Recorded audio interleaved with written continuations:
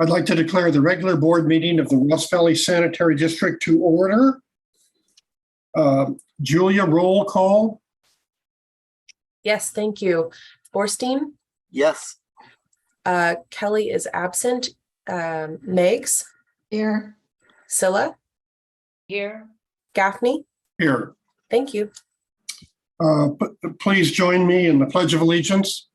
I pledge allegiance to the flag of the United States of America and to the republic for which it stands, one nation, under God, indivisible, with liberty and justice for all. Thank you. Next item number 3 is item number 2 is approval of agenda. And we have Karosh here. And Steve, we're going to have some others, I think. Yes, I believe items 9 and 8 in that order could be moved up in the agenda to accommodate our guests. And then also I want to make sure, I'm not sure if Julia, did you have a chance to hit the record button? Okay, good. Very good. Thank you. Okay, so a motion to move items 9, is it 8 and 9? Yes, I would go 9 and 8 in that order. So Okay. moved. A second? Second. Where are we moving them to right now? Yeah, okay, any discussion? All in, Julia, roll call. Yes, thank you. Borstein? Michael? Yes. Yep. Megs? Yes. Scylla? Yes. Gaffney? Yes. Motion carries. Thank you. And we'll put them right after the item 3. Item 3 is the open time for the public to raise items not on the agenda or for future items. And Julia, do we have any of the public that you find? I do not see any public present. Okay. Well, if we do, let me know during the course of the meeting, just in case. Yes, will do. Okay, so the next item then would be item 9, consideration of authorizing the general manager upon review and approval of legal counsel to approve task order 5 to the master service agreement with Harrison Associates, Inc. for design and engineering services during construction for the Woodland Capacity and Creek Crossings project in the amount of $286,306. Steve, do you want to introduce this one? Yes, thank you, President Gaffney and board members. Item number 9 proposes to issue a new task order to a master services agreement we have with Harrison Associates for design and engineering services during construction for the Woodland Capacity and Creek Crossings project, which is as a spin-off of the 22-23 gravity sewer improvements project. This happened in around May, June timeframe. We received feedback from the regulatory agencies on requirements related to a creek crossing in that scope of work for the 22-23 project.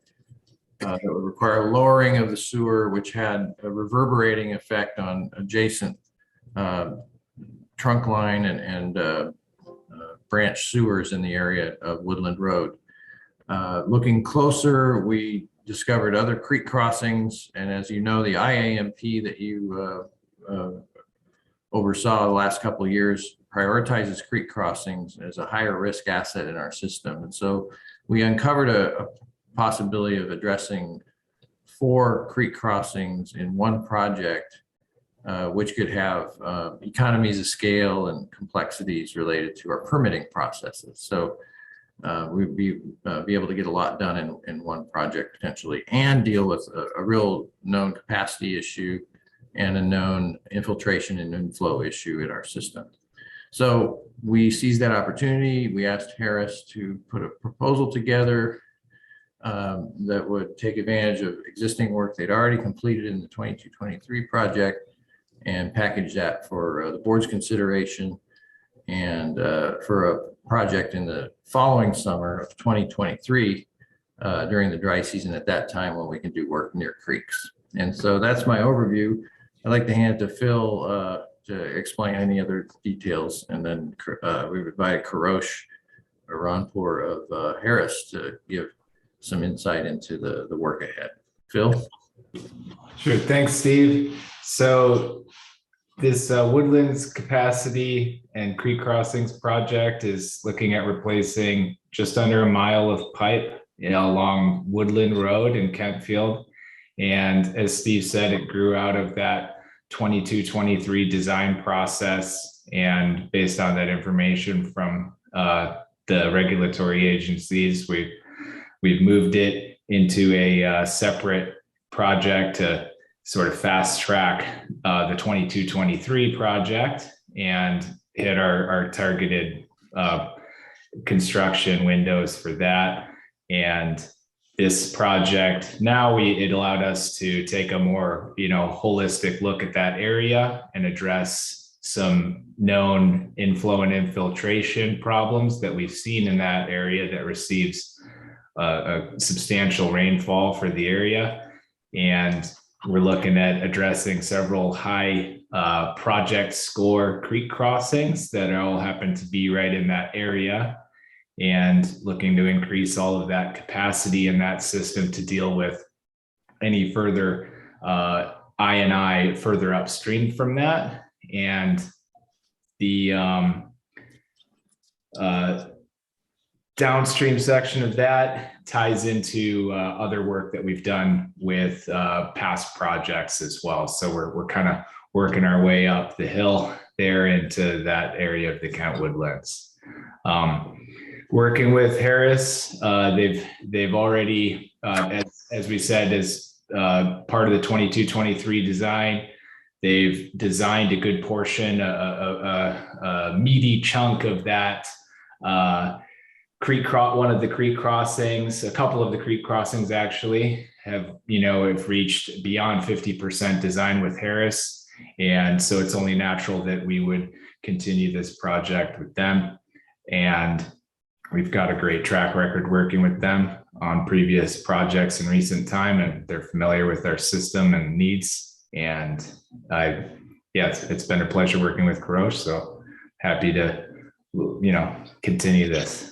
And I'll turn it over to Karosh if he has anything he wants to add about their experience working with us.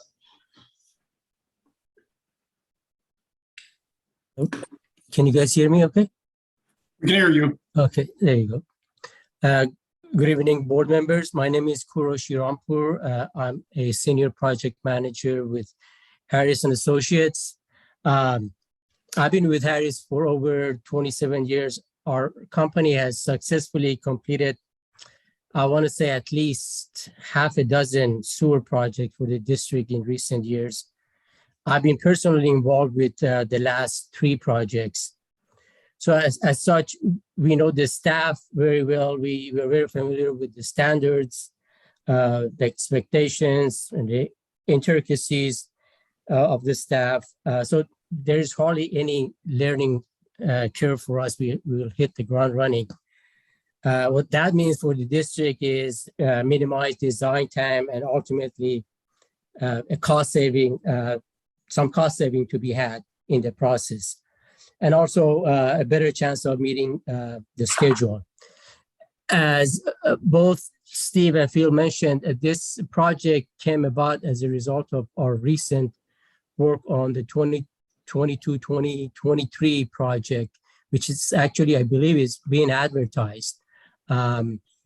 So the district decided that it would be a better design decision to separate out the woodland area sewer and add some other areas that are in dire need of repair and rehabilitation to that, and make it a separate project. And that's where we are at right now. Okay, thank you. Board members, any questions or discussions that anybody? I have a question, I think, for Steve. Yes. So Steve, we did that other project for this, we cleaned it up for the salmon. Does this project have any of those opportunities perhaps? Yeah, thanks for the question, Director Meggs. We really look for opportunities with these creek crossings to get rid of fish migration barriers where they exist. I think what you see in the board packet, that picture, which I probably could pull up, but there was about 3 pictures in that in the board packet. They are of the same creek crossing though, and it is the one that is directly in the stream bed out of the 4. Other ones might be hovering above the stream bed, so not necessarily a migration barrier unless at high water.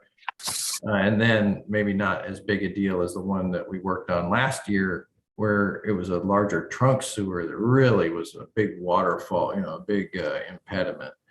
And there are a few of those in the system that we will seek opportunity to improve for salmon migration as the years go by. In these instances, I think they're not as significant barriers, but having that creek in the creek bed, that sewer in the creek bed like that is an incremental risk, because you see the bell and spigot right there in the, Oh, yeah. and so that's that's an incremental risk of pollutants leaving the system. It's not a big risk, but it's a risk nonetheless that we can eliminate through deepening the sewer, lowering the elevation of the sewer below the stream bed, so there's no connection there between the pipe and the water going in the creek. Okay, and I assume with CEQA jumping around that'll be addressed too, I hope. Yeah, another board item this month's agenda on the uncontested calendar is a proposal to do the environmental review work for this woodland capacity project as well, where we would disclose all potential environmental impacts of the construction, but also we mentioned in those documents the environmental benefits of updating the sewer, so there's not such a direct connection between the natural resources and our sewer system. Okay. Yeah, I was hoping this is a chance to whatever we can do. So you're not sure, is that what you're saying yet? Oh, I think, I mentioned it in the other staff report for the item 7.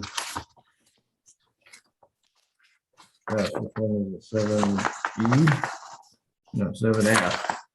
Excuse me, yes. Item 7F, in that staff report on page 2. Let's see. Oh, I know, page 3. It's really at the end of the staff report. I say sewer projects that RVSD implements to remove older sewers from stream bed benefit steelhead and other sensitive species by removing migration barriers and lowering the risk of discharge of untreated pollutants. Permits are still required to ensure the construction activities do not result in avoidable impacts during this process of what is environmental improvement. Mhm. And so I think it's, those are accurate statements about benefits. Okay. But they're not quite as dramatic as the Ross Creek sewer removal, because that was such a big sewer. Yeah. To add to what Steve's saying too, the NOAA fisheries did indicate that there had been steelhead observations in the creek nearby, close enough that it would require a permit from them. So it's surprising when you look at it, when you look at that sewer, in the middle, or that creek in the summertime. It's dry, but they've seen steelhead up in that area. So would provide a benefit, I would say. Yeah. Great. Thank you. Yeah, Phil, building on that, in my experience working for Newt Engineering for then Sanitary District number 1 years ago, we did observe steelhead in pools in this very creek over down near Good Hill Road. It's pretty amazing, but they shelter over the summer in shaded pools that persist through the summer that just don't happen to be at the location of that photo. Excellent. Great. Thanks, Pamela. Michael or Mary, any comments? Just on a personal note, I would love to see I'd love to see us get it all fixed up there, and if this is an opportunity for us to do it. And I'll just put in a personal note that it must have been 1968 or 69 when I was in the 7th grade at Kent Junior High School before they built the concrete ditch there. There were really big salmon that were going up there. And in fact, one time it rained so hard, as it used to do, and flooded, that if you know anything about Kent, you know that the field is lower than the school, and there were planter boxes all along the edge before it goes up to where the classrooms were.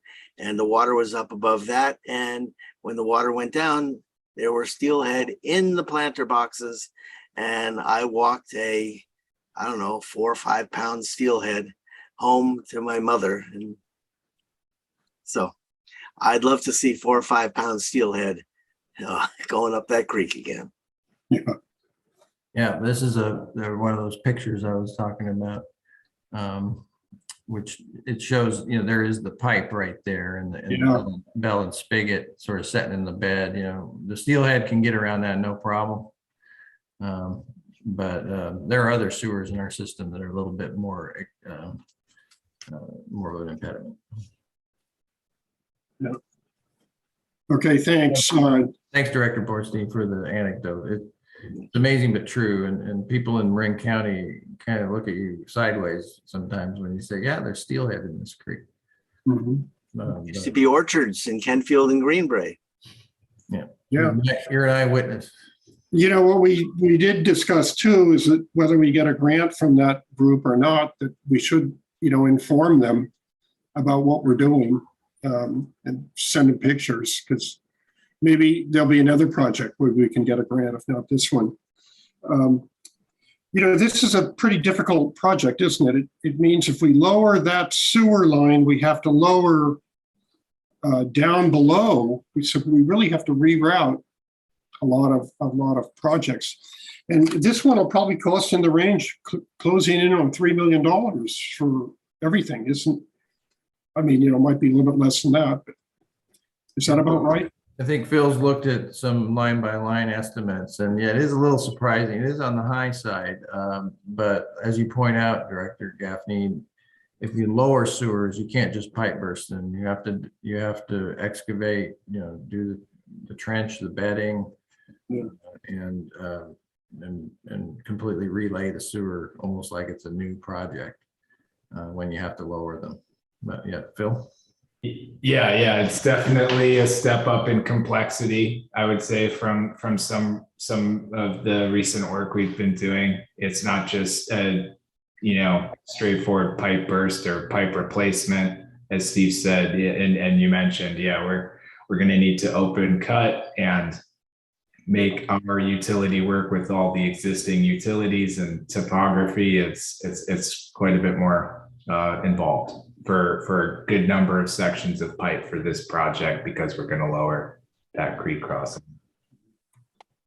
Karush, you've mentioned that you've already designed some of this facility, or at least partially designed it. How much do you think that has saved us in your fee? I would say probably a good 15-20% in design fee. How much? What? 15-20% Oh, okay. in that range. All right. Well, thanks. Well, board members, what's your pleasure? A motion or? If there are no more questions, I would move that we authorize the general manager, upon review and approval of legal counsel, to execute task order number 5 with Harris and Associates, Inc. for the Woodland Capacity and Creek Crossing Project number 956, in the total amount of $286,306. Second, Thank you. Any further questions? No, if not, Julia, roll call. Thank you. Borstein, Let the salmon come. Yes. Director Kelly is absent. Megs, Yes. Scylla, Yes. Gaffney. Yes. Okay, Motion thank carried. you. Thank you. Thank you, Kurush. Okay, let's move Thanks for on. joining us. Thank you. Bye now. Thank you for bringing my item forward. I say bye at this time. It was nice seeing you again. Bye. Very good. Let's move on to agenda item 8, consideration of authorizing the general manager to approve a purchase agreement with Community Media Center of Marin, CMCM, in the total amount of $19,297.37 for the installation of audiovisual equipment at 1111 Anderson. Who's taking this one, Steve or? Yes, I'll hand it off to Felicia here, but I'll You- just say it relates to the new building construction for the new headquarters. And we heard the board's interest in making sure that we can hold hybrid meetings in the future board meeting room at the new facility. And so I want to acknowledge Julia Cooper's efforts to look at options that the board may have, and welcome Michael from the Community Media Center Marin to who's available for to answer any questions about the details. But also Felicia, any introductory remarks that you have? Thank you, Steve. Yes, we do thank Julia. She did a lot of the legwork on preparing the staff report and obtaining the 4 separate proposals for the new boardroom at 1111 Anderson and the AV setup there. We are pleased to recommend Michael from CMCM, who has actually provided audiovisual support to the district for a number of years now, editing our videos and getting them posted up on YouTube. I'm very glad to have Michael here to answer questions and also make a little presentation about the setup that's proposed. I refer the board to his overview and scope, which is an attachment in the board packet, as well as the proposed assembly room plan, which shows the proposed AV setup, and currently proposed as a single camera setup. The Finance Committee reviewed this proposal. There was some discussion about perhaps adding a second camera, maybe relocating the AV equipment to a different location in the room, because if we add a camera, they'll be, require an additional operator who may not be comfortable operating in the closet. So I'm going to take that feedback from the Finance Committee. Thank you, Julia. Look at some other potential setup options. But the other thing that we just want to point out, in addition to Steve's introductory remarks regarding how the proposal is designed to accommodate a hybrid meeting, which is to say an in-person meeting as well as a Zoom meeting concurrently. The Finance Committee also correctly pointed out that this is a really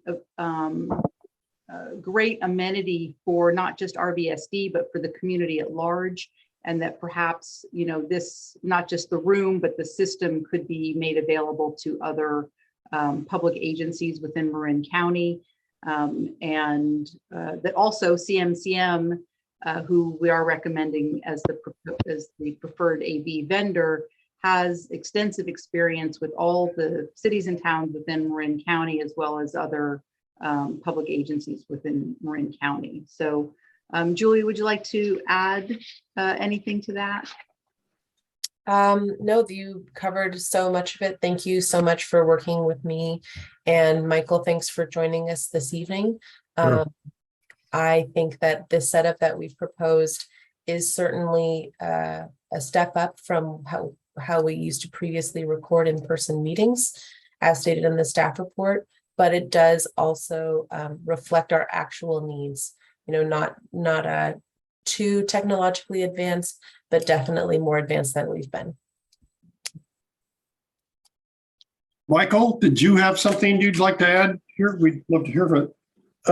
Sure. As Felicia pointed out, we do hybrid and AV installations in most of the city council chambers around Marin County for all the city council and commission meetings. This is, the brief on this one was sort of, the simplest, most inexpensive option available. So that's pretty much what you're looking at. We will build in, capability to expand if you decide you want to go to additional cameras later. As was pointed out, that requires a staff person or someone to switch between cameras during the meeting, so that it does create a task. The solution you have now is just a single camera. It's not going to be the best video in terms of capturing all of your, facial expressions. Maybe that's good. But it does add microphones to all of your positions, which you didn't have before. And I can't stress enough the importance of good audio in media, in meeting documentation. Because if you have, someone that's doing a transcription, or you have people that need to, go back and look at it, the audio is often much more important than the video. There is a TV monitor, and that will display the Zoom meeting that's in session. So you'll see any remote callers as well as hear them in the room. So there'll be ceiling speakers mounted. So it should suit your needs, I think. Okay.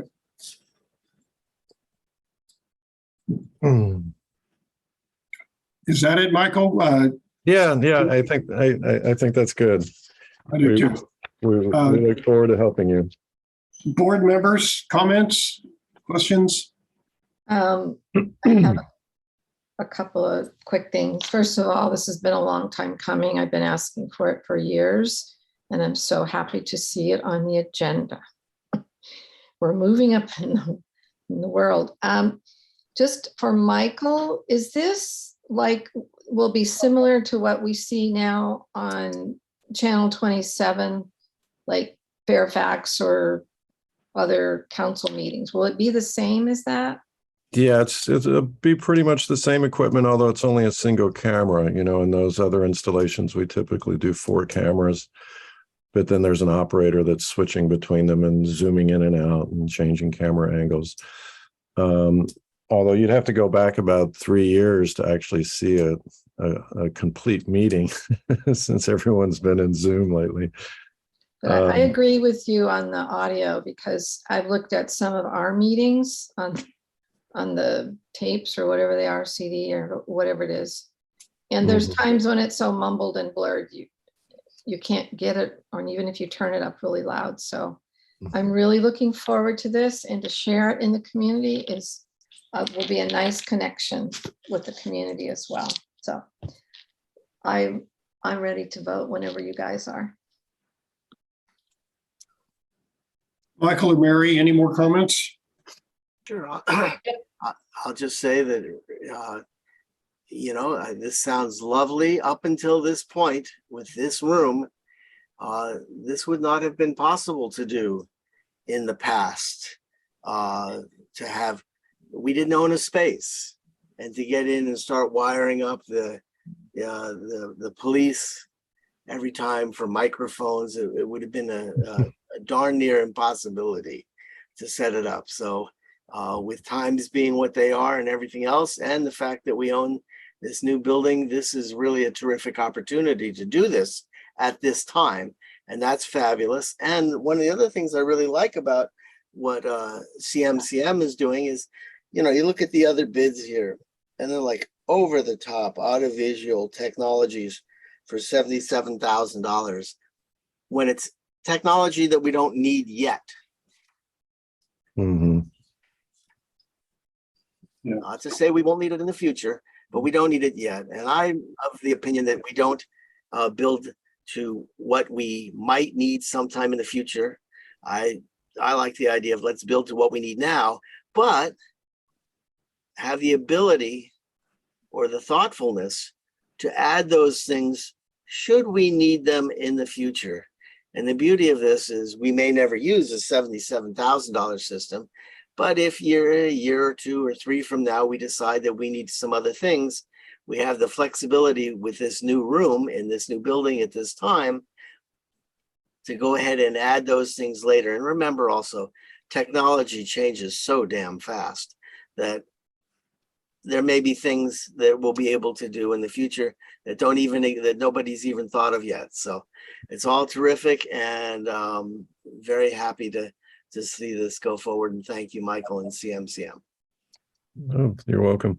That's a good point. You know, Felicia and Julia, as you all get closer to hammering down all the construction details, I might want to recommend some cable drops in some places where you might want to have future cameras, just so if you do decide to upgrade later, the pulling cable is usually the most time-consuming part of any installation. So if we get some cables in the wall already, it'll save you a lot later. That's a great idea. I just want to say one thing, which is that I think it would be great PR for us to have this as a resource for the community. I mean, first of all, this building is going to, at least for, a year, be the newest public facility in the area. And I think about what, we went through to find the police department to meet in, which wasn't ideal. And as Michael from CMCM pointed out to us on the finance committee, many of the city council chambers and such are really quite small. They're not set up for a lot of people to come to a meeting. So I just like it because I think it puts us, again, sort of at the forefront of thinking about how public entities should be run. And I'm thinking even, I don't think, Marin Central has a very, Central Marin, CMSA has a very big room, right? They have like one camera on the top of the board meeting room still. So, potentially if we needed public input on something big, CMSA would want to come borrow this too. Anyway, so triple thumbs up. That is really a good point. Being able to share this as a public agency facility. I'm very glad that we're joining a lot of the other Marin County public agencies with a similar system. When we discussed yesterday additional cameras, Michael told us that I was worried that the people couldn't see the TV monitor, but he explained that no, that comes on when they zoom in. They get all of the papers in action that that we see, they see on Zoom. So I think that lessened the need for an additional camera. And I also think this is a very opportune time to hire them, because just like Michael from CMCM said, we pull some wires with ease during the construction period. So I think this is excellent, and the price is right. I don't know what else we could say. So I'm looking for a motion here. Well, I'll move that we authorize the general manager to approve a purchase agreement with Community Media Center of Marin, CMCM, in the total amount of $19,297.37 for the installation of audiovisual equipment at 1111 Anderson. Second. Okay, thank you. Julia, roll call. Yes, thank you. Borstein, Yes, please. Kelly is absent. Megs, Yes. Scylla, Yes, sorry. thank you. Gaffney, Yes. motion carries. Thank you. Thank you very much. Thank you, Michael. Thank you. you, I'll Mike. talk to Felicia and Julia. Talk to you all soon. Sounds great. Take Very care. good. Okay, let's move on now to item 4. Committee reports out. Finance Committee, Mary, do you want to take this one? Sure. I mean, we've already discussed 2 of the items that we discussed at the finance committee. But we spent a lot of time looking over the new format for the monthly financial report and giving feedback to staff, which was, openly solicited. So we had a great discussion about that, including, a couple things that we really want to hear from the rest of the board on. This is I think, a more simplified, appealing to people who don't like to read financial reports, way to present us with this information. And in some cases, eliminating information that probably wasn't that useful to us. Yeah, but everything that is on the agenda tonight, we reviewed. And so 8 and 9, we've already done. And I guess do we want to, anyway, I'll let us move on to the other committee reports and see if we want to pull it from consent. Okay, and we probably will pull some things off the consent calendar that we would like the board to review and look at. Casa Conference. Pamela, Michael, and I attended. Pamela and Michael, would you like to comment about Casa? It was an excellent conference. Sure. Well, first of all, it was an amazing place to go. Tahoe, right near where the 1960 Olympics were, and it was a beautiful place. It was well attended. So you could pick and choose certain things, so you can't go to everything, which is a bummer, but it's still great. So the first thing that I really caught my eye and I really enjoyed, and I think, Michael, you said the same, was the epidemiology report by Alexandria Boehm from Stanford. Just phenomenal stuff's going on out there on how they're testing for viruses in our lovely sewer water. And as you know, you've probably been hearing on the news, now they're testing for polio. And I don't know about monkeypox yet. So she was just a great presenter, had great facts. And so I'm really interested in it now. And I'm hoping I can talk to Steve at some other later point to find out how Marin County is actually doing our testing and where does the research go and what are we getting from it. And then this other one that I thought was interesting was the PFAS priorities and actions. So, PFAS are basically chemicals that are seeping into everything, even our bodies. And so there was discussion about the government looking at ways, how are they going to regulate this PFAS? And they also talked about the impact of various proposals on biosolids management as well. They had a really nice brochure. I mean, look at that. It was awesome. And there was so much that happened. It's hard to remember, but the other one I really liked was the keynote speaker, Eugenio Alaman. He talked a lot about economics. That's pretty much where his major is. And he is also the presiding president. Did I get that right? Chief economics for the investment strategy group. So he talked about inflation as like looking at it in a basic way of not looking at it being really bad and going up and up and up, but looking at it in the past and looking at it sort of in the present, but pulling it together to create an average so we don't all get upset and freak out all the time. And then the last one was about flushables, which I thought was fascinating. The flushables, or what they call non-flushables, are still in the, they're trying to fight these things and they're still out there being used, which is kind of pretty appalling when you think about it. And I think that's about all for now. Thank you. Michael, Was there a meeting last week? Oh yeah, that thing up there. Anyway, listen, the first thing, Tom and I attended the CSRMA, which is the Risk Management Association, and they're the entity that handles all of our insurance claims. And it's a collective thing, so it keeps our rates down. And if we're all doing well, then everybody does better. And the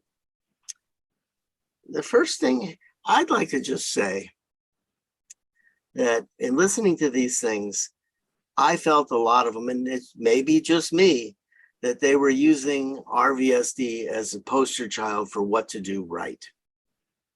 8 years ago, maybe we weren't doing things so right.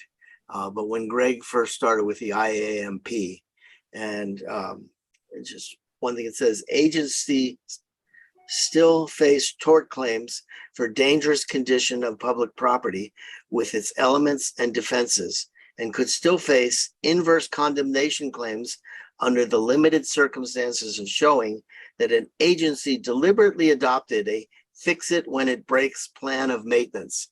And that has not been us in at least the 8 years that I've been working here.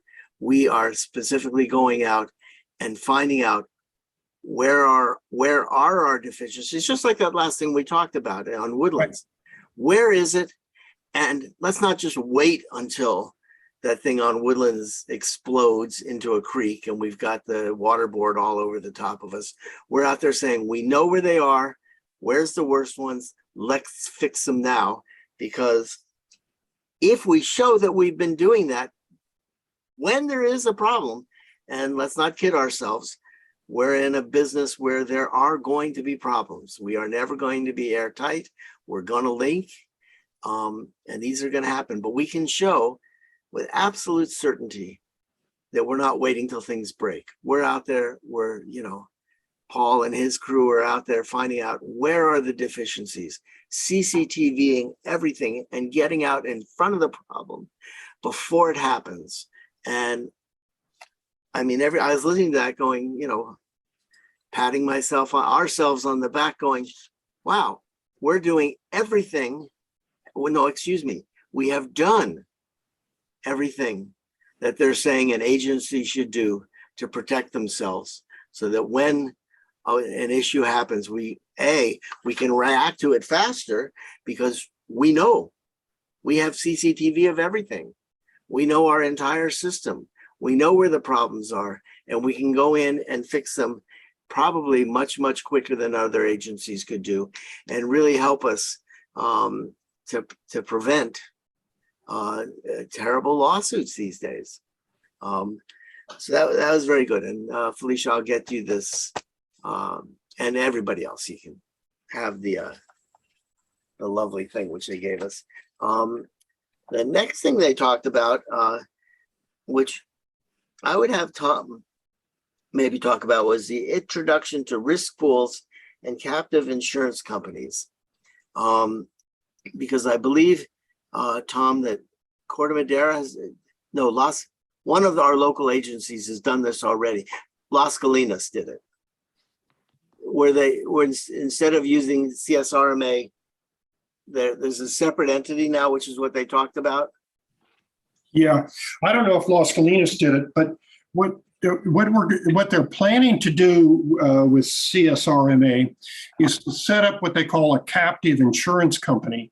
And the whole point is that we pay for reinsurance. We kind of self-insure, but we also pay for reinsurance, and it's expensive. And so what they're planning to do is kind of slowly eliminate the reinsurer. And I didn't get that Las Colinas is doing that, Michael.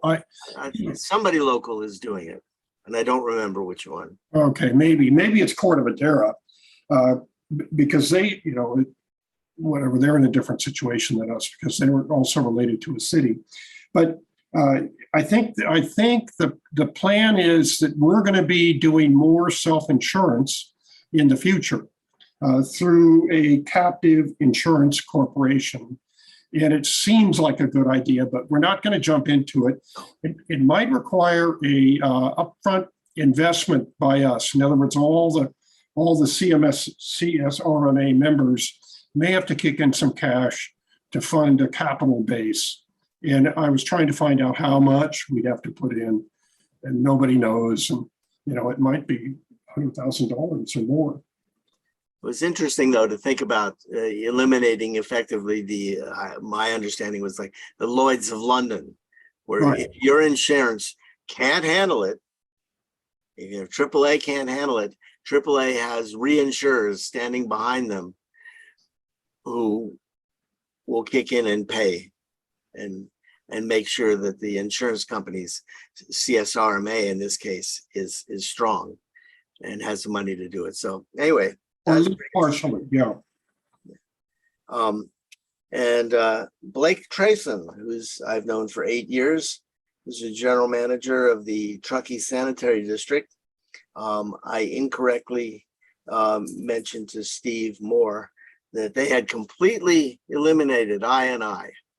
I was lack of sleep. I'll blame it on that. But they have interesting issues that they have to deal with up in Truckee that we don't have to deal with. And but several things have came out of that, and maybe they might be how they. In fact, they are already helpful to us, and I'll mention that in a second. But one of the issues is that their storm drains, their manholes all have to be half an inch to an inch under the street level, because you got snowplows coming by who would rip off the top of the manholes if they were at grade level there.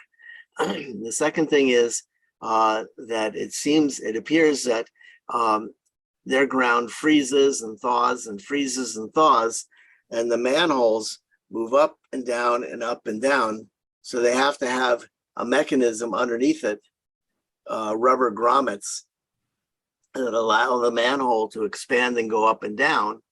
And they were actually very surprised, Blake was talking about, that when they had a CCTV in the line, and it wasn't even snowing or raining outside, but snow was melting, and they went underneath the manhole, that water was pouring into the manhole. And it turned out to be a source of large intrusion of water, clean water, into the sewer system.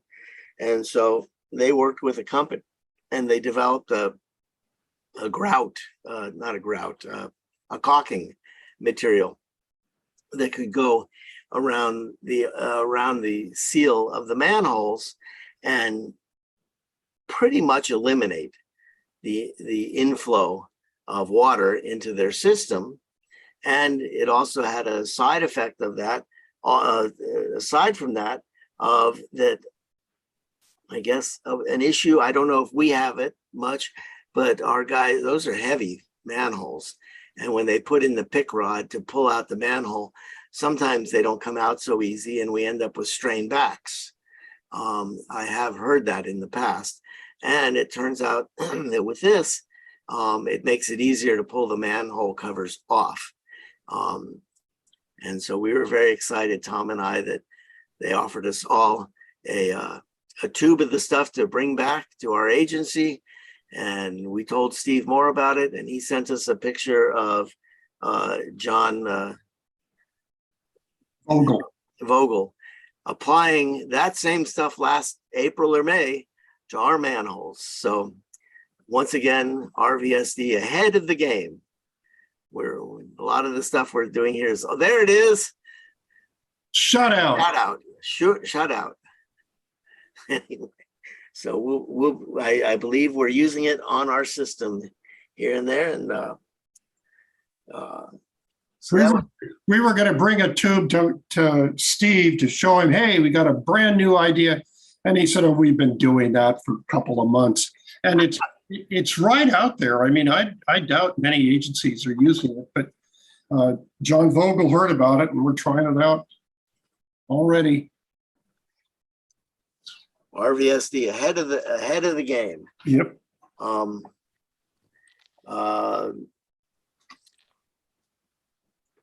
Lord.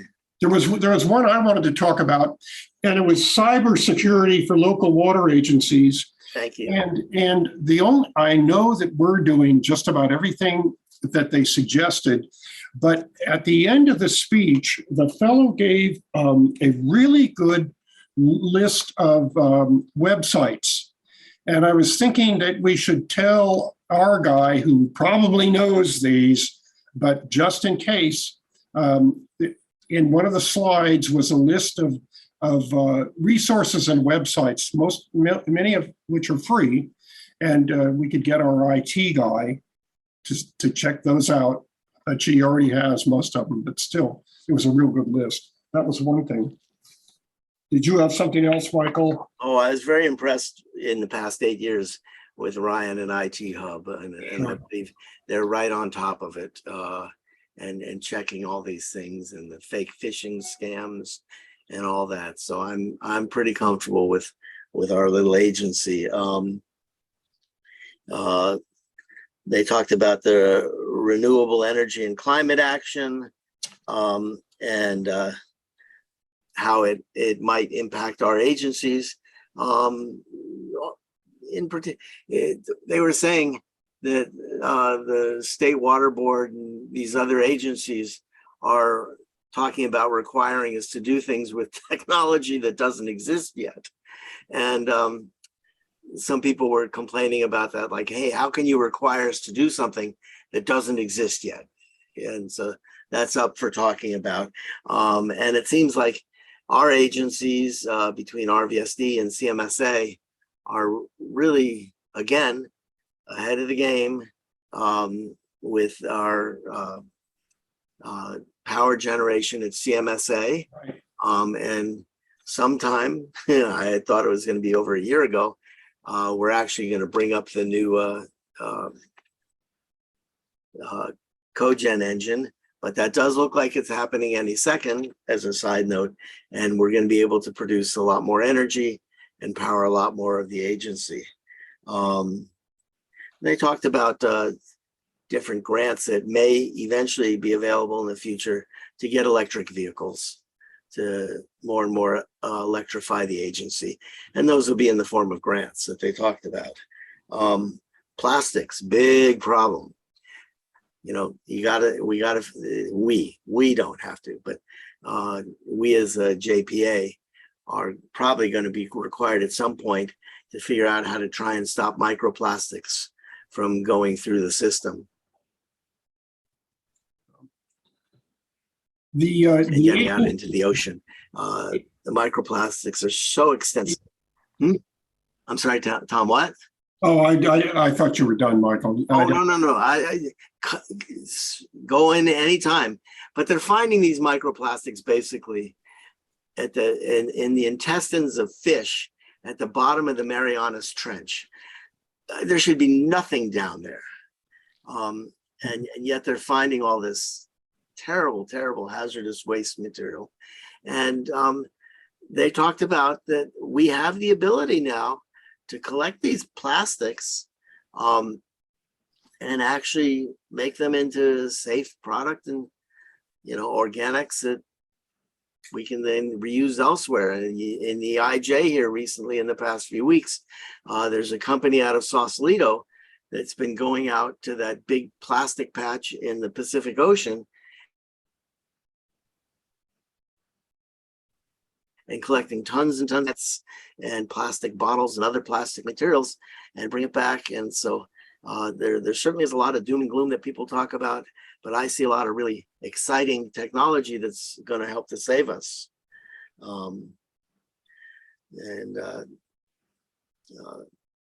Pam talked about PFAS, and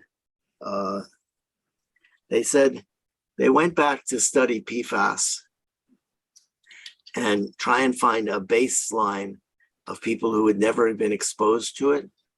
And all they could get was blood samples of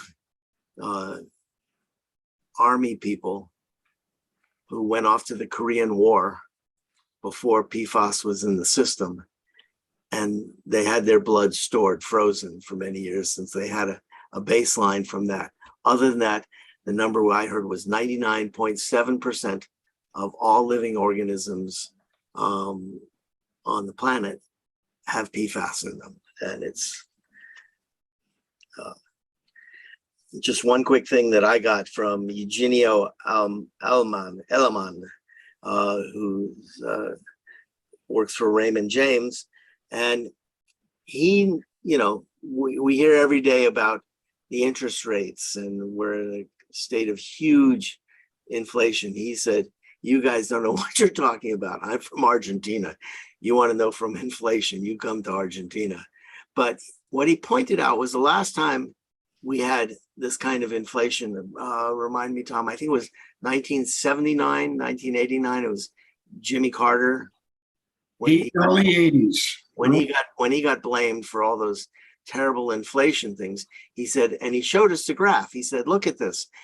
This was not all of a sudden, whoops, 15% inflation. It was a 10-year buildup. And he showed us all of the charts. And this buildup has been COVID instigated. And you can watch it and everything looks great up until about a year ago. And then it flew up. So he said it went up. And his opinion is that it's going to come down. So that was good to hear. It wasn't as much doom and gloom. I'll leave it at that. I have one quick thing to add. Yes. That was a great report, Michael. Much better than mine. We were runner-up for an award for a small sewer something, but we were a runner-up. I just now remember that. So It was a small agency. It was the Ross Valley Project. I mean, the Ross Interceptor and I think the Creek Project, all in one. Yeah. in Ross, was that it? Yeah, down in there was the Ross Interceptor and the Ross Creek Project. But it was awesome. It was. Our name got out there. Yeah. We're about, 300 people there, you'd say? Maybe more? Yeah. Something like that. Smaller than ones in the past. Yeah. The winner for the large project was an agency that was touting the fact that their treatment plant is able to produce, through cogen, 50% of their plants, the wastewater plants requirement. And we kind of had to hold back to say, well, Central Marin plant is producing about 120%. It will be, and we will be selling power to the Marin Clean Energy. So we got that one beat hands down. And let's see. Oh yeah, I did want to say that Casa has absolutely excellent lobbyists. And you think, gee, should a public agency, a group fund lobbyists? And think about it. They worked so hard to get these flushable, non-flushable wipes. And the solution that the flushable wipe industry proposed, and it's a $6 billion a year industry, who knew, was, just put filters on the treatment facilities. And could you imagine that? The filters would be blocked in 5 minutes. So we would have, I guess, a worker assigned. First of all, putting filters on all these plants is billions and billions of dollars. And, and then we'd have to clean them the whole time. Bizarre things. So it's not that we're fighting regulations at all. We're encouraging some, but trying to discourage things that are completely impractical, but are supported by industry. And those PFAS, whatever they are, Michael. PFAS. The industry is fighting any restrictions on these things. And so we're protecting the public to the best of our ability and working with national organizations as well. So it is very cost effective for our ratepayers to pay for lobbyists to protect us. And our lobbyists over the years, it was Michael, I can't remember his name, but they are very well respected up in Sacramento, I know. And then we have a fellow in Saperstein in DC. Fabulous.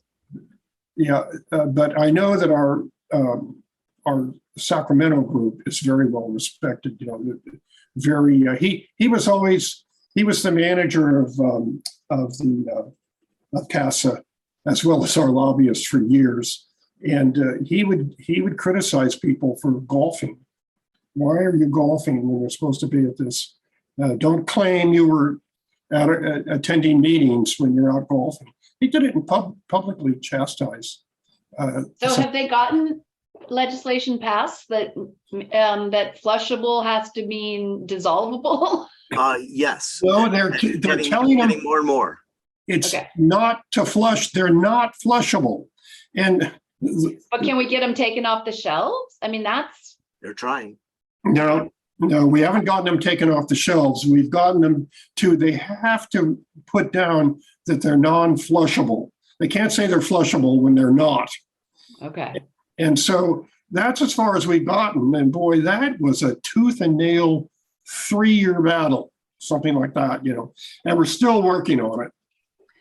And That's also, it's our generation may be toast already, but they're doing, I don't know if you can see this. It's a comic book kind of a thing for young kids that they learn about this in the schools, and then they go home and they have evidence of when the kids are saying, Mommy, Daddy, don't put that stuff down the toilet. It's non-flushable. Anyway, lots of fun stuff there. I was also just going to very quickly, what Tom was saying. The other thing that's good about CASA is, basically we've stolen some good ideas from other agencies. It's a public sharing of good ideas. We got our sewer lateral ordinance from Castro Valley Sanitary District. I think we've improved it leaps and bounds from what we got. We also got some really good ideas on our metrics reporting from the CASA agencies and brought them back. Our metric reporting is way superior to the one we stole, but it gives us a start. And, we let them work some of the kinks out of it, and then we can, amend it to our own liking and improvements. And I even think our metric reporting has improved leaps and bounds in the last few months. We review those all the time, but we get to steal ideas. That they're not stealing, we share them from CASA. And that's a real, you could tell Pamela, Michael, and I are very high on what we did and, what we learned there. And plus the other agencies we get to talk to. So that was a very long report, but it's worth it. I want 30 more seconds. Okay. Aside from Eric Saperstein, who's always fabulous to listen to, they had a fellow named John Ashford, who I've heard here before, who's the chairman and CEO of the Hawthorne Group, who is a big old Southern boy. And he's talking to I'm sure there are some right-wing, non-environmentalist factions there. But I would say for the most part, it's a fairly liberal group. And he was talking about what we can expect in the coming November elections. And he was also not so doom and gloom. He said he expects it's going to come out roughly about the same as it is now. And he was talking about in particular, and forgive me if this is terrible for anybody, but he was talking about Reverend Warnock in Georgia.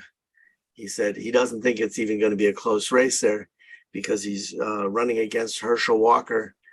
Herschel Walker, anyway, I apologize in advance, but he said if Herschel Walker could somehow get another 20 IQ points, he'd be a tree.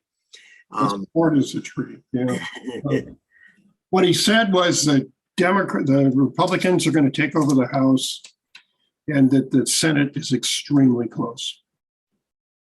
So You heard it here first. yeah. Well, we heard it there first. Anyway, okay. Let's move on to 5, verbal report by GM. Steve? Well, very good. Thanks for the report on CASA. I appreciate Pam, Michael, and Tom, all of your detailed. Oh, yeah, you're the new vice president. No, you didn't let me do that. No, we didn't do it. Okay. Whew. Yeah, because I was supposed to go, but I had things at home that kept me at home. So thanks for covering for me. And also, yeah, learning about the runner-up award. That's nice to hear. I tasked our staff, Courtney Buell, to find potential awards for us to apply for. She put together the initial application and then I refined it and we submitted and we got runner-up for small agency. Yeah. So that's great news. We'll make sure Courtney knows about it. She was having a hard time finding out from them what the status was. So maybe we'll find out more, but that sounds good. So and the reason why that project may have qualified, because it wasn't just removing the sewer from the creek bed, which we talked about extensively earlier tonight, but also, you know, the complexity of restoring that 100-year-old infrastructure in very, you know, how shall I say, bucolic suburban setting of town of Ross, you know, down Shady Lane. In doing so, you know, and through Ross Common and all of that, you know, that there was, and we did a bore and jack pit under the creek, you know, to put it in a siphon. And so those are challenging retrofits to take the trunk sewer for the whole agents, you know, the whole district going down through Shady Lane and replacing it, and then getting it out of this creek. So Re-restoration. yeah, and then leaving it in a more natural state at the end, you know. So and it was a multi-year process. So it started with Catherine Hayden and Eric Zalkin's designs, and you know, it wasn't just the creek removal. That was the final touch on it, on a multi-year project. Anyway, let me get to my report this month. I've got 4 things. First, it's kind of a 2-part announcement, you know, on our headquarters at 1111 Anderson. Demolition began on Monday. So construction activities are underway on the remodeling of the building. Paul was there to meet. Hooray. Yeah, Paul was here to meet with PG&E to work through some things early in the morning Monday, and then I was able to go over there, and Michael and Tom came over to see some light fixtures piled up. But that's something we can. Board member Scylla and Megs, if you're interested in coming to see the project as it's going on, let me know and we'll get you over there. Also related to 1111 Anderson, in order to really get underway with the construction with the new configuration with the board meeting room on the bottom floor, we had to renegotiate the lease with Comcast. And Felicia took the lead on that, and it was fairly quick because we had support from Albert, had the calculations on the floor area changes. So we adjusted their rent downward based on actual floor area, but it wasn't too significant. It was, and correct me if I'm wrong, it was on the order of going from $25,000 a month down to about $21,500 or something like that. So it's not a dramatic rent reduction, but a reduction nonetheless, and fair because of the relative floor area that they occupy.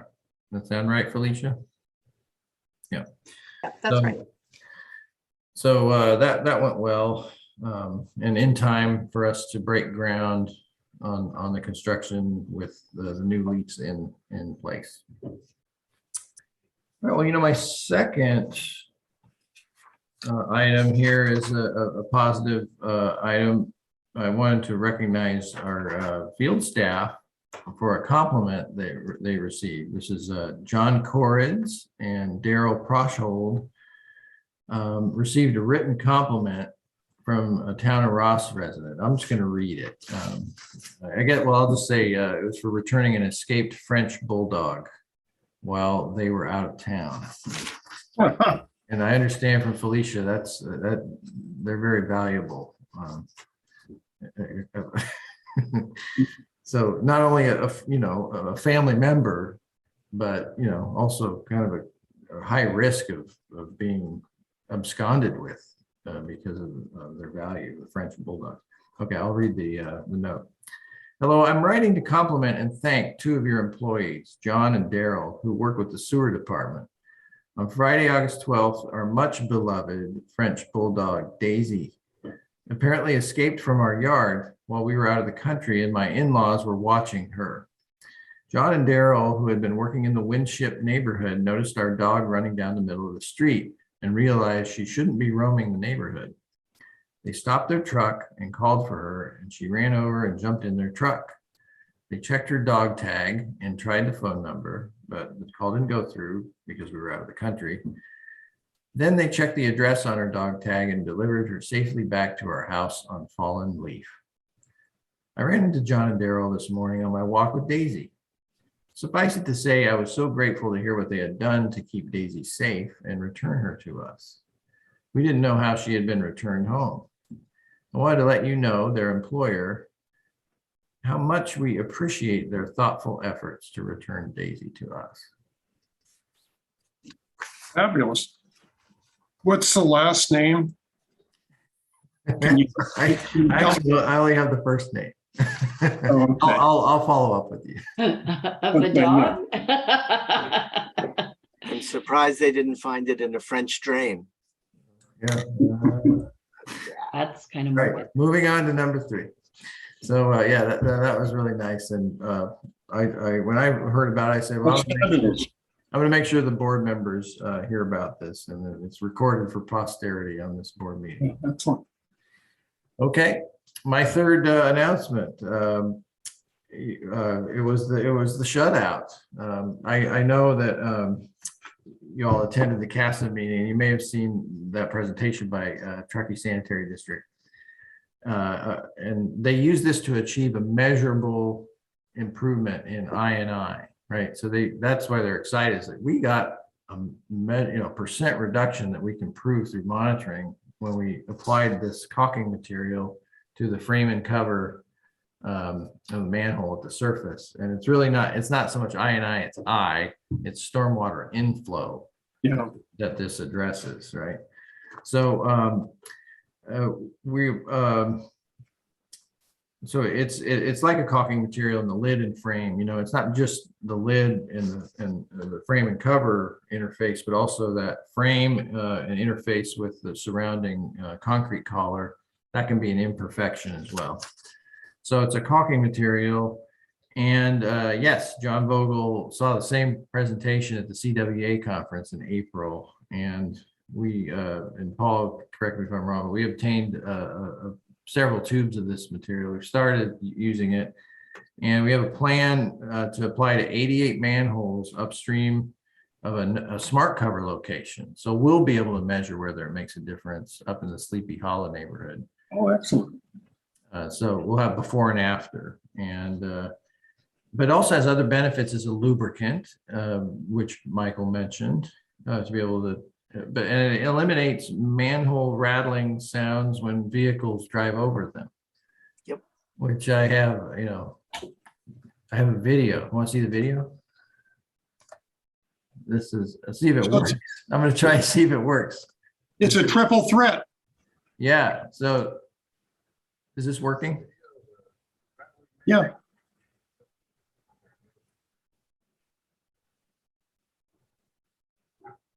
Okay, imagine if that was, what you heard every day, next to your house, right? Did you hear that at all? Oh, okay. I can hear a little bit. Yeah. Then I'm gonna scrap the demonstration if you can't hear it. We'll have to work on the AV. But anyway, yeah, so that was the before. I heard it, it was loud. So, and then they put it in and it was barely, you could hear a little bit of a thud. So anyway, we're trying that out. I don't know, Paul, do you want to add anything? No, I think you got it all, Steve. I think it's a great idea. We got a good area picked out, and like you highlighted, the smart cover will hopefully pick up any reduction in flow in that area. It's going to be hit or miss with whatever winter we have, but hopefully we'll see some results out of it. And it looks like a really easy application. It's just a little wire brush and a putty knife for an initial clean. And pretty quick application. And yeah, we're gonna, as soon as we finish up a couple tasks, we're gonna jump in there and get going. So we'll let you know as when we get completed and whatnot.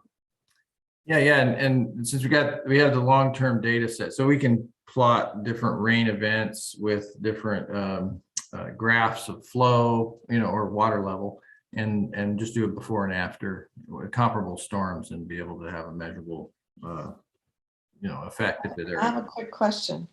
Yes. Try and be the devil's advocate a little bit.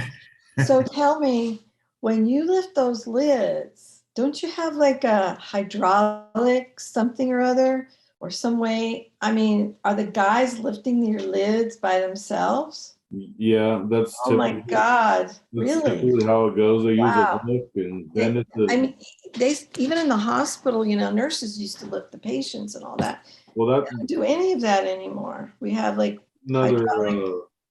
good part with this is it actually lubricates. So because a lot of when the manholes do get rusted shut like that, the staff are ended up having to hit them with sledgehammers to break them free and picks. And we have a magnet lifting system we used to use, but it's supposed to lubricate so they don't rust together. So hopefully some reduced back injuries.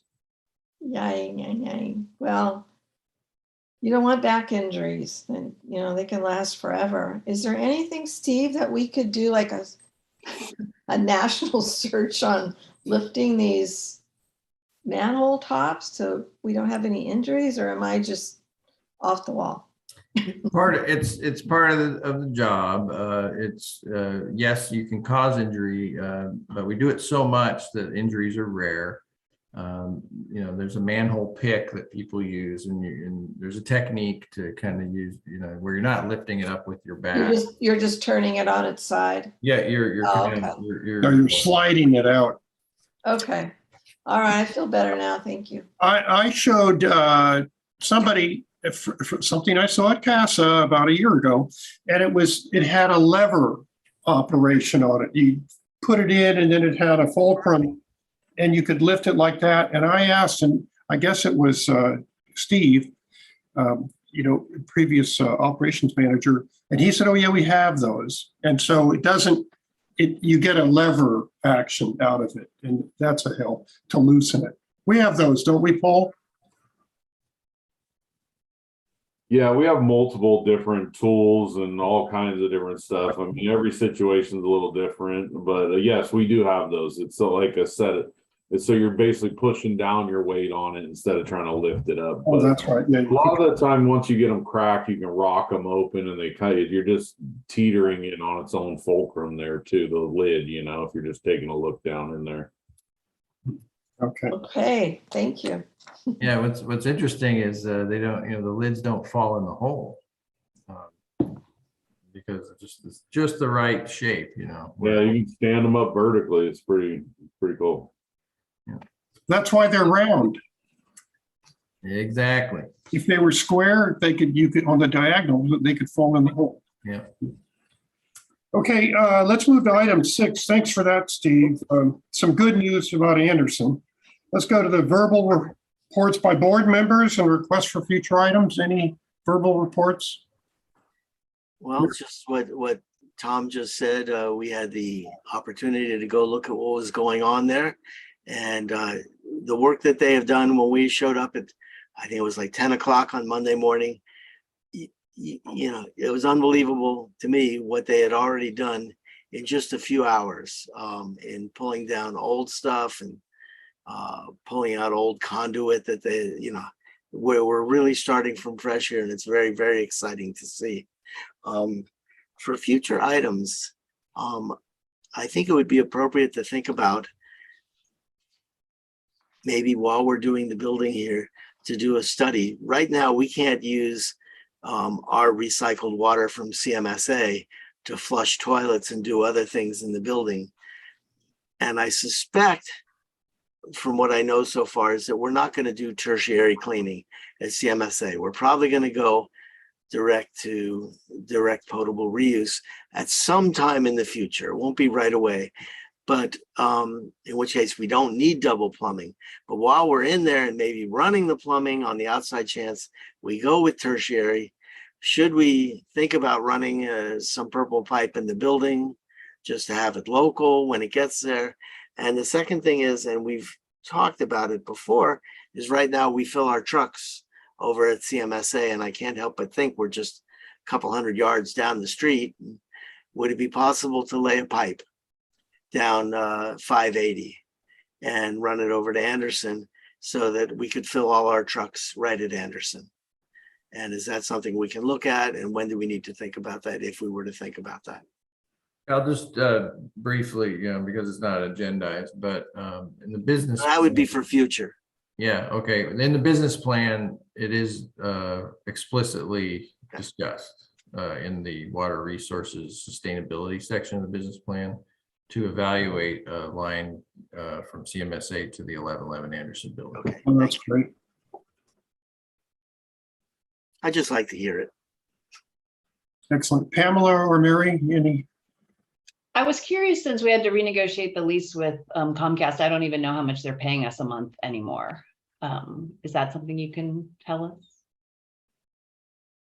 He did. It was 25,000. It's down to 21,000, about 500 now. Okay, thank you. I was going strictly from memory though. I don't have that in front of me. So I just was looking for ballpark. Yeah. But that's fine. Thank you. yeah, we'll follow up with you with the specifics. Okay, Pam, do you have any comment there?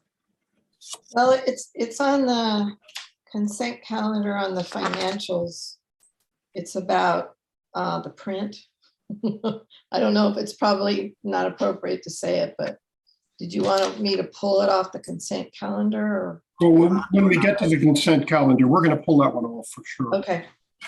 So let's move to the consent calendar. Michael, I liked your idea too. The consent calendar, matters listed under this item are considered routine and will be enacted by one motion, etc. There will be no separate discussions of these items unless requested by a member of the board of the public. Would any board member like to pull items off the consent calendar? A, I want to pull B. A, B is a boy. That's good. And then conflict of interest code D, I have a comment on. And I want to pull E. Yeah, and E is the 3-year lease with Dell. Okay, so And that's all. I think that we should spend a lot of time on B because it's important to us. I'd like to move on to D. I just have a comment on D. It shouldn't take long. D is a conflict of interest code. And Appendix B, it said, and Category 3, designated employees, which is just about all of us at this meeting, shall disclose their financial interest using Form 700. We always do that, as indicated in Appendix A. Okay, and Category 3 is interest in real property located in whole or in part. And I think it should say within the boundaries of the district, but I'd like to add, except real property such as a home used exclusively as a personal residence. Why don't we have that in there? It's in Form 700, and it's misleading if we don't put that in there. I can't find where you're at on here. Okay, I'm sorry, I'm on board packet page 49. Okay, got it. And Category 3, we're Got supposed it. to report interest in real property located in whole or in part. And I think they're supposed to be within the boundaries of the district. Julia, would you like to respond to that or? Yeah, please. Take a stab at it? Yeah. Felicia, yes. Yeah. Julia, would you like to Oh, respond to Yeah, that? absolutely. So This is an update from our 2016 resolution. The last time we updated our conflict of interest code. If there is language that you would like updated or clarified, that makes sense. 6 years have elapsed in between the two resolutions. So I would be happy to take any edits. And, as long as nothing would be in any violation of our overall interest or conflict of interest, I'd be happy to amend the resolution. Oh, okay. So I would like to propose that, I went to Form 700 and it says interest in real property. You are not required to report a residence such as a home used exclusively as a personal residence. So it's right in, here's the explanation of Form 700. So I'd like to amend that. Interest in real property located in whole or in part within the boundaries of the district, except real property such as a home used exclusively as a personal residence. Is that your understanding, Andrea? I've always listed my home. No, actually, he's right. The Form 700 does have an exception for real property used as a personal residence. So I think the revision is appropriate. Yeah, I'm reading right from the instructions on Schedule B for Form 700. So I'd like to make that change. Andrea, how should we do this? Should we approve some of them? Yeah, I think you can still approve the resolution with instructions to staff as to particular revisions like this one. Okay, all right. So let's move on then to, which other ones did we pull? A, Okay. I just wanted to pull the minutes. Oh yeah, A, okay, the minutes. It said that I nominated Mary Silla to be on the finance committee, and yet in the minutes it says I nominated Tom Gaffney and Michael Borstein, and so that's. Yeah, it should say Mary Silla. Thank you. I'll make the edit. Okay. There's an extra on page, oh, it's okay. Okay, so then let's go to, I lost my, B. to B, is that it? Yep. Let's go to B. What did I do for that? Put your feet up. Let Tom go. Okay, accept the monthly financial statements of July 2022. So that's B. And Felicia and Corey, would you like to start us out on this? Yes, I'd be happy to, or Steve, if you'd like to do the general introduction. No. So, yeah, thank you, President Gaffney, and members of the board. This is a new presentation of the regular monthly financial report that the board receives from district staff. And we did allude to there possibly being some differences in presentation of the monthly financials a meeting or two ago. And Corey, our finance supervisor, suggested to me, and I agreed, that it would actually be very timely and appropriate to start this new presentation with the new fiscal year. So since July is the new fiscal year for the district, that's why you're seeing this new presentation at our board meeting tonight. This information is designed, or this presentation is designed to be more streamlined to prepare. It comes directly from our financial software rather than involving a lot of manual manipulations to prepare the report that you're familiar with having received previously. At the same time, all the information that the board is accustomed to seeing should be able to be found in this new presentation, but we can, walk you through where the same information is found in different locations. And we also think that this is a more user-friendly way of receiving the monthly financial information. So we did go through this in quite a bit of detail with the Finance Committee and received a lot of great feedback. The feedback from the full board, as President Gaffney mentioned, is very important to staff. We want to hear everyone's opinion about the new presentation and new format, and we welcome those comments and are also available to answer any questions. Corey, would you like to add anything to that?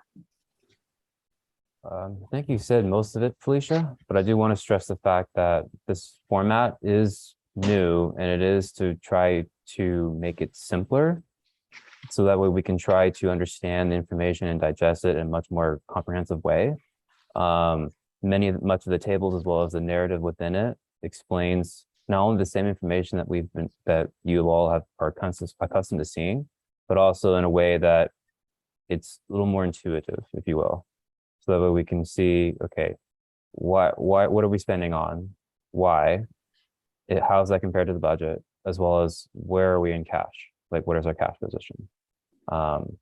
And just want to stress one other point that Felicia mentioned, that in terms of preparing certain elements within this report, the format presented here allows us as staff to be able to prepare and give you timely information, as well as invest more time in spending where you all need to know, or what you all need to know that is important for the month or year to date. So. Thank you, Corey. And so what we learned yesterday in Finance Committee is, for one, this is a business, part of the business plan to get these financials out a month early. And this accomplishes that at the very beginning of our fiscal year. And we had a number of comments about, and I think both Pamela and Michael were listening in, about adding the charts, adding some numbers to the charts. And then there's going to be a smaller chart. There's going to be like the current month and then the year-to-date chart. So those are going to be cool. We've already considered those. I think, who pulled this? Pamela, did you pull it? Or if you have comments? I had something different. Mine's different. It's not about the report. Well, okay. It's you guys go ahead and then I'll chime in at the end. Okay, so Michael, did you have any comments? I think what Mary and Marin made a number of comments, and I'm pretty sure staff is going to do most of them and think about the rest. And so if we don't have any comments, actually we learned a lot about it by going through it. And I just wanted to preemptively point out, so Pam, in my packet anyway, the font was incredibly tiny, and it turns out that they intended it to be printed landscape versus portrait. So there's one reason why it looks really tiny, and it won't be that way ever again. And that's for the check register type things. Right. And then the other thing was that in the future, we will get the month and then the year to date in the beautiful pie charts in the front, but we only simply have 1 month this time because it's the beginning of the fiscal year. And there was one other thing that, anyway, I'll leave it at that. Those were the two things that I was concerned about the report going forward. So I just wanted to. Yeah, before we get to the check register, we also wanted some calculations, the over and under the total budget, and then those calculations over budget and under budget. We wanted to show the formula. It's column D minus E or something like that. It's always hard to figure it out. And we already made that comment. So then there weren't a lot of comments until we got down to the check detail. And we had some suggestions of maybe eliminating a few of the columns, but then staff said also that this should be landscape instead of portrait, and that'll make the numbers bigger. So Pamela, did you want to chime in now with, Yeah, I imagine this is a computer glitch. Yeah, it's I don't know, it's gonna take a while for me to get my eye to look, because it's a lot more information than the old report for the check detail, I think, overall, which is okay. It's just, looking at it differently. And what was it? Actually, even some of these other numbers, previous pages like 8 and 9, I would really like this to be a bit bigger too. Any of these graphs with numbers in it. I mean, I have cataracts, but it's not, but still, the public's going to look at it. They need to be able to see it, especially if it has to do with money. So I don't have a lot to say. So well, is wait, this more- that's a good idea, because let's take table 1 on page 8. It can be expanded, to the borders of the writing, Yeah, and that'll automatically make it bigger. yeah. See, yeah, so that's, So is this, it's kind of, so it looks like, I just trying to get a generic overview. So it's more narrative in a way until you get to the check details. And I guess my question is, in the check details, is it all the same information as previously, or are these a whole bunch of new things put in here? New categories, new explanations, etc. but what we learned about the check is that it has to be, the way we had it, it had to be hand put in. It had to be put in by hand.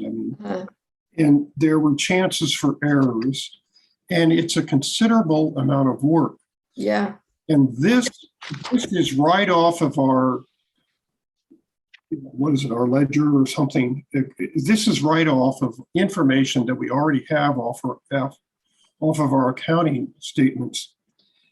But I was suggesting maybe eliminating a column or two, enabling us to make it bigger, because I think all of us had trouble. It was too small. No, there's no way I can read this. I have my magnifying glass out. Yeah, and where is before we used to have a place, if it was a credit card charge, they had a CC next to it. Is that gone on here? There is a detail at the very last page showing the credit card charges. The last page, okay. Yeah, that's pretty good, actually. Yeah. There's more detail now on the credit card than before. Yeah, it's just mostly the print. And then looking back at the graphs, the color graphs. Where are we? There you go, in the beginning. Yeah, I can't find them. Yeah, to me, I needed more information on the graphs. I didn't quite understand how they were labeled. Not all of them. Or we were going to put the dollar amounts either in those boxes or in a table. Yeah, when you say revenue mix, is this going to be an ongoing, is this how you're going to label it when it says mix, or does that mean you add things in or you take them out? I guess I need a legend or something. How about just revenue, July? I would feel better Revenue with that. sources. And same with the expenditure. Noted, thank you. Anyway, what we decided yesterday, and why we wanted to bring it to the full board, is that it's a work in progress, and you're going to make changes, I think, next month, and maybe we'll have some more comments. And but I think it accomplishes getting our information out a month earlier, which to me is a big advantage. And I think we're going to get used to it. Yeah, there's some terms in here too. If you talk about the teeter plan, these are new terms or financial terms, I'm assuming, right? They're stated at the county. The county specifically calls out what their plans are in terms of how they make their payments out to each of the public agencies. The Teeter plan is a fabulous plan adopted by, I think, about half the counties, where we file our charges, we collect our charges and our property taxes through the county tax collector. They guarantee 100% payment. Then they go after late delinquencies, and they have a fine and an interest, and they keep the fines and the interest, but we get 100% of our money, during the course of the regular year. So it's a wonderful program, and that's what it does. It guarantees us 100% of our money. We don't have to worry about delinquencies. So it's through the county though? It's a county-run program. I think I would put that in here, that it's a county-run program, Okay. just in case somebody asks me. No, but it looks like it's more condensed, though, in a way, in some ways. Would you say that? Oh, Corey? yeah. I think there's a lot more numbers, right, Corey? Yeah. Correct.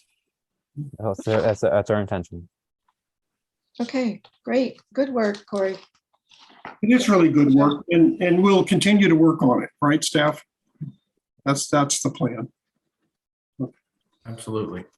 Did we pull anything else off the Oh, consent? wait, hang on. I'm not a potted plant. I just wanted to make a quick comment about B also. Growing up as an engineer and my whole thing, I really, until I got to RVSD, never really had to look at financial columns and things like that. And so it's taken me 8 years to get used to what we had. And this was, on a first read, easier to read for me than what I've seen in the past. And especially, you can correct me if I'm wrong, but the check register is sorted differently than it used to be. It used to be sorted by check numbers, so all the check numbers were sequential. And these, it's by type, and then the name is how it's sorted, and then by date. So that when we look through this, if we want to look at all of the CalPERS payments, instead of having to search the entire check register to find the CalPERS payments, they're all right together. Everything is right together because of the type. And I mean, if we want to look at I can't find it off the top of my head, but the lateral grants, I'm sure they're going to be all together in one place, and we can, anyway, for me, and when this is in landscape mode, which I know it was meant to be, it'll be significantly bigger. And for those people, I can't imagine at home who are, they're not going to print this out. And so they'll be able to look at it on their screen and look at it as big as they need to. So in landscape mode, I suspect this is going to be just lovely. And some of the charts can get bigger, but for the same thing also with the people at home, they're going to have it on their screen, and everybody, not everybody's going to have a 25-inch monitor or whatever, but you can always, increase the size of the font on your screen and look at the detail there. So I'm very pleased with this new format, and I can always go ask the finance guy if I have any questions. So thank you, Tom, for being here for another 4 years. Well, no, you can ask Corey. He's the one that did it. Yeah, but I can call you at 8 at night. I will say, I'm sorry, I was just going to say staff's looking forward to making the recommended edits and improvements to the monthly financial report, and presenting the report again with those edits at next month's board meeting. Okay, it's what has been unsaid so far is that the order of Appendix A is alphabetical by Type. by what would be who the payment was made to, probably. Type. The vendor. Type. And so you can go, it's down there under name. You look and you can find, so if we want to go to lateral reimbursements, I'm hoping that's under L. Well, in the case of the lateral grants, those would be listed under the recipient's name. And you can find them in the table quickly by going under the account column, That's right. and you look for the lateral grant number, or the lateral loan grant program. It's written there, and there's a specific number that goes with each. And 9999978. that's it. Yeah, and it's on page 10 on how to read the ledger. Yep. There's three numbered paragraphs there that give you, and so the second paragraph says all ledger account codes of those numbers are. Oh, I see that 10 over here. Yeah. So you can scan, the check detail and find those lateral grants, and you'll see the person's name that received it. I suspect, as Director Meggs pointed out too, that, as the board gets accustomed to this specific presentation, that additional comments and recommended edits will continue to, appear to the reader. So I don't expect, this to be the last opportunity for the board to make comments and suggestions. Yeah. Yes, Good that's point. right. This is what we can do really efficiently, and without double handling data, and re-entering and things like that. So what you're seeing is somewhat, in my opinion, it's raw in some ways. It feels it's a little unfiltered, but well formatted and organized. Yes. So if you can get the information you're looking for with this format, it's a very efficient way and a error free way of presenting the data. Am I right? So this can be iterative, and if there are features that the board members would like to see, I'm sure we can figure out a way to report in a way that makes it even more understandable. Okay. Well, we're supposed to be, high tech around here and incorporating new ideas, and we're happy to have Corey around showing us how to do it. So I'd like a motion to approve the consent calendar with staff. You still had E left. I got one Oh, I'm question. sorry. Yeah, Michael. No, Pam pulled the E. D. Oh, E. Are As you in done Edward. with, Oh, Dell. are you done with D as in dog? I think we are, unless anybody else wants to comment. Well, Okay. let's move on to E. My only question is, it's probably kind of off the wall, but why did we pick Dell? Why did we pick something else I don't know much about computers, but I never thought Dell was so great. But I just wanted to ask Michael, he probably knows, or maybe Steve. I'm just curious, why did we go to Dell? Why not Apple? I got stock in Apple. Don't say that. Just kidding, but Like that. That was a joke, yes. So I can start with a little bit of information about that. So our IT consultant, IT hub, Ryan, is a managed, the Microsoft managed provider. So his specialty is, the Microsoft suite of products. So to answer your question about Apple versus, PCs, your business environment IT consultants are generally, generally usually PC supporters, and as is Ryan. I actually asked him that question not that long ago. I said, Ryan, can I get an Apple laptop instead of a PC? And he very, gently let me down No, you really, it's very difficult. They're not terribly compatible devices. The Apples introduce a lot of problems to the Microsoft software, and integrating them is just more of a headache than it's worth. Also, they're less expensive. PCs generally, are less expensive than Apple products. So That's with very true. that, as opposed now, why Dell as opposed to, I don't know what the other competitive PC brands are, but the Dell is the recommended brand, again, from our IT consultant. That was great. And do we have them insured, like if they get stolen or dropped or something? We do have, there's some warranty that comes with them. Thank you for that question, actually, because it came up in the finance committee and I wanted to clarify it. That, it excludes items that, are abused or, sort of intentionally thrown. If you intentionally throw your computer out the window, they don't cover that.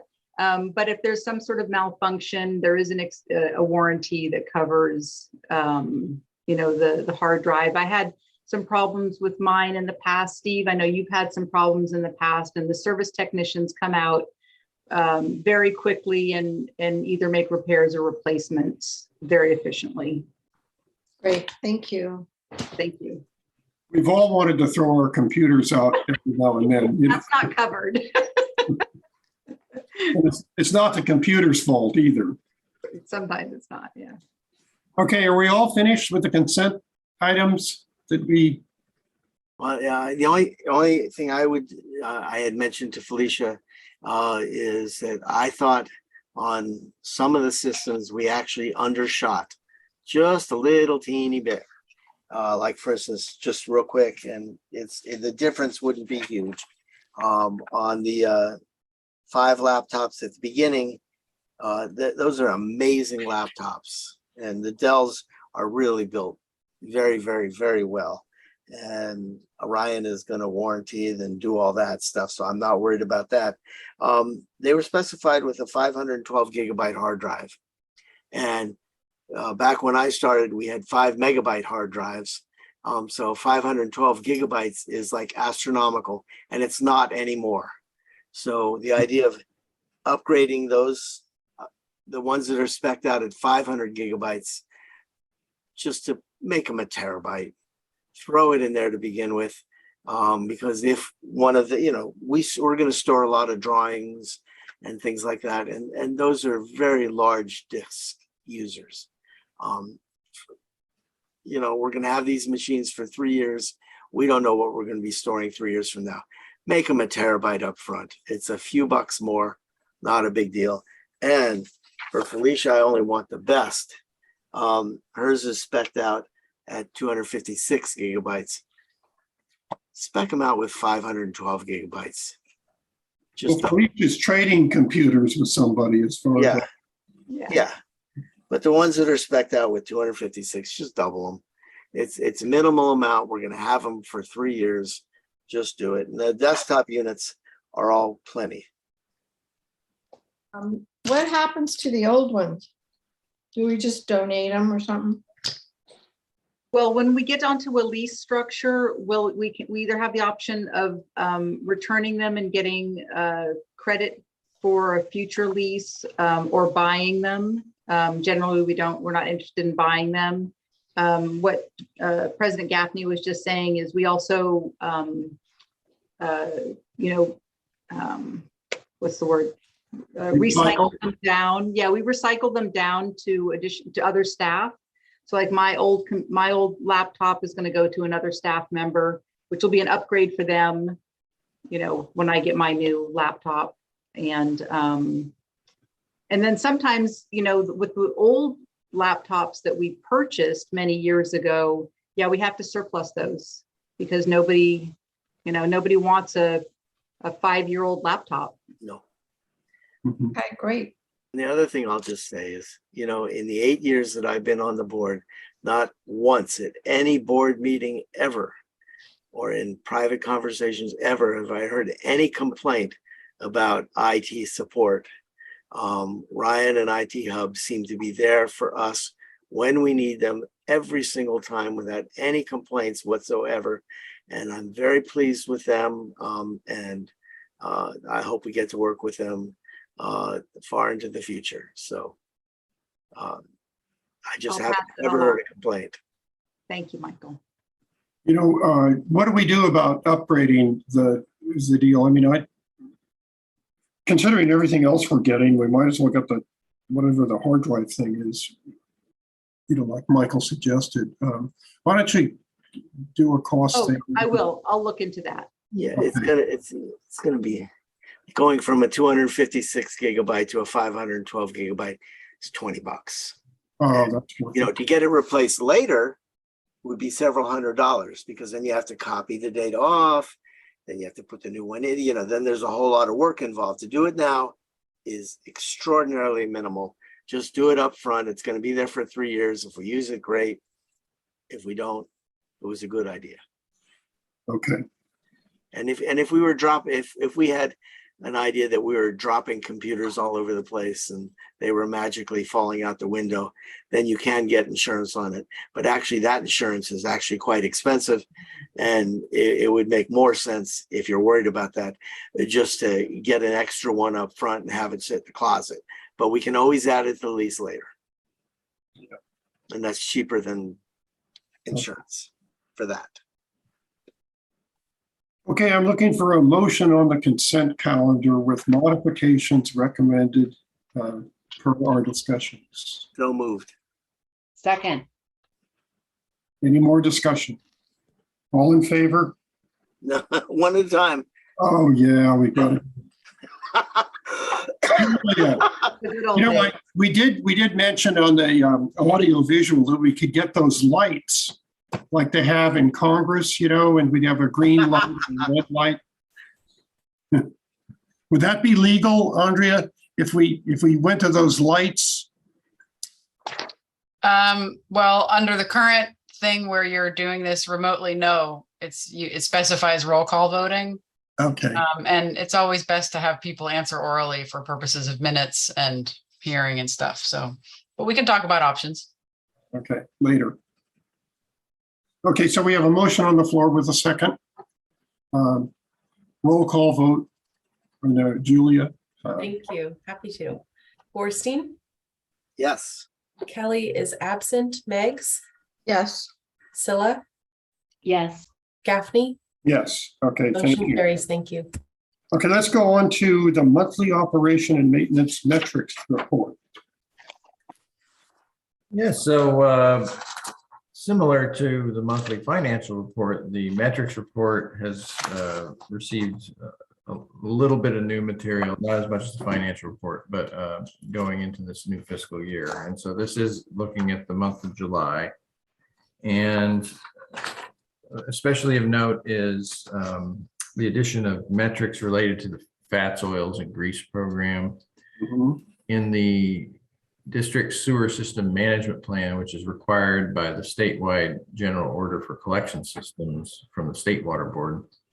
A component of the sewer system management plan is the fats, oils, and grease program explicitly.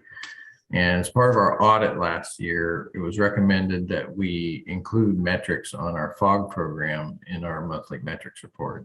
Not required by the SSMP, just a recommendation of the audit, because we're already, the audit also found that our metrics report was exceptional compared to other agencies that have been audited, and that this would just be a welcome addition of something to track as part of the SSMP. So just point that out, and then also that Paul Brummer put together a narrative that was current, kind of like what he's done for us with the crew updates with more detail.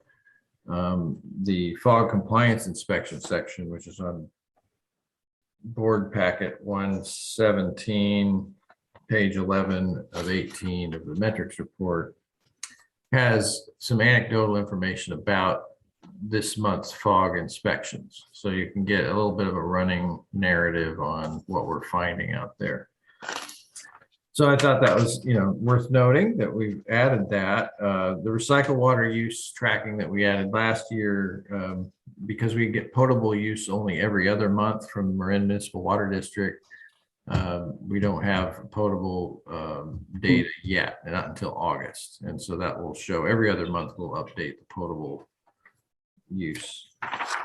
We're still working on it. I was hoping, but we didn't quite make the deadline, but we will be adding some more month-to-month graphs on specific major pump stations. And we're really close. So you'll look for that in the coming months. That it will be after the RBSD flows to CMSA. And so and then there's again, a lot of highlights from specific crews or the overall crews in general that we put under operations updates. And with that, I'd like to hand it over to Paul to highlight anything for the board out of this month's report, and then we can discuss things. Happy to answer any questions as well. Thank you, Steve, for highlighting all the fog compliance stuff that we've been working with CMSA. We really highlighted that new supervisor review functions, and it came from staff members directly in the field, and we're able to correspond the information to CMSA and get some additional inspections and deal with some grease issues we were coming up with. So yeah, thank you for that. Director Stilla, I just wanted to let you know we looked at the pump station 15 odor scrubber and the noise complaints. I don't know if it's been any better, the sound, but we did find I literally, when I glanced down and saw that, I listened and I don't hear anything. So the door is open and I was hearing something running a lot. Well, I really appreciate your input. It's very close. Thank you. On an issue, and we dealt with it. So thank you very much. And we're going to keep up on it, like I said, and then we're going to do a PM to make sure we're not getting any more grease build up and add some filters. So, but I'm glad it's working out for you. We performed major preventative maintenance on all our large ARVs, just some grease and grit buildup to make sure our system's running efficiently. If your ARVs aren't working, your pressure is higher, your pumps are working harder, you're using more electrical and everything else. So it's a big part of the system to keep pressures down and keep everything pumping and everything running smooth. So staff have been on that. That's important. Just before Paul got here, we did that. We replaced something like 5 ARVs in our system the previous summer and a couple summers before. When we replaced these with new equipment, we need to maintain it so that we don't have to replace it sooner. So thanks, Paul. And none of them were working, right, before the ones we replaced? We had some operational issues. Yeah. They tend to get plugged with grease and whatnot if you're not on them every couple months, every month, because they do vent automatically. So sometimes debris gets stuck in the systems and whatnot. So yeah, we'll definitely stick with them. One other good highlight is the repair crew. We've really tied down to all our grade 5 visual void defects within the system. I believe there was around 30 defects in total, and we got repair crew really focusing on those to make sure we're not having debris related SSOs in the system or anything like that. So we're attacking all our grade 5s, our major visible void defects, and we'll keep moving on that kind of repair as we go. So, and then my comment on that is this really is a good faith response to SSOs that have been caused in the last year or so, that we figured out, hey, we're actually through our maintenance activities bringing material in through these visible voids. So this is a operational response to those SSOs to preemptively find the voids, repair them, and so that when we do the routine maintenance, we're not, undoing our work and bringing material into the pipe.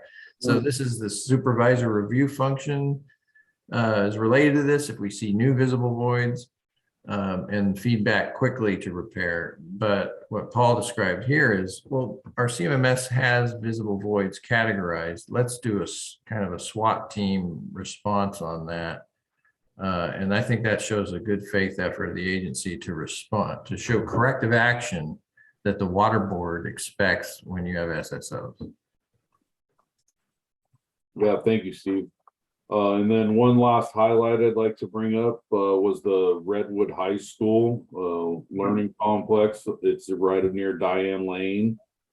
Yeah, careful, Paul. There's some Redwood graduates here, so. Uh-oh. So And parents of Redwood graduates. too. Uh-oh. Or no, Redwood students. Go Tam. Oh, sorry. Yeah. So technically Redwood High School is within SD2's boundary. And during wet weather, we have come to find out that they actually have a smaller submersible pump station on the backside of the school that pumps into our district on Diane Lane. And it's caused some wet weather issues and had to do some bypass pumping and staff monitoring. So we're going to start working with the Redwood High School and try to see about getting that pump station diverted back to SD2 to, you know, ease the Diane Lane system. It is a low line flat system, so it doesn't handle flow very well, especially additional wet weather pumping flow. So it's something we're working with the maintenance administrator over there, David O'Connor, with, and yeah, we're going to see about hopefully removing that to the system and giving our system a little relief. And with that, is there any questions with any of the rest of the staff or staff report that you guys have had a chance to look at or anything? Well, no SSOs, we noticed. Yes, the one July. Yay. Any other comments by the board? It's a great report.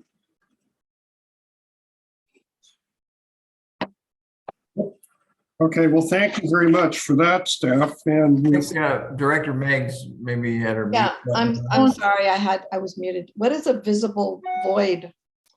Paul? So the visible void is characterized actually a hole in the pipe where you can see dirt, roots, rocks, where, you know, a lateral could have been connected at one point, and it's basically where soil and rocks, debris can just fall directly right into the sewer. So it's up there. Yeah, It's bad. it's not a good situation, but we're remedying those as quick as we can. Like we took care of 19 of them in July alone. I see that. There's quite a bit. are there more that we know about? There's about another 10 to 15 that we know about, but hopefully they'll be done by the end of August and we can report out on those. And then we'll be moving to grade 4 and we'll be working our way through the system. So we're going to keep going. Well, you know, we're adding these 2 new staff members here pretty quick. One of the new staff members is actually starting next Monday. So it gives us an option to shift staff around a little bit, put some more staff on repairs and whatnot where we need to address the situation before winter comes.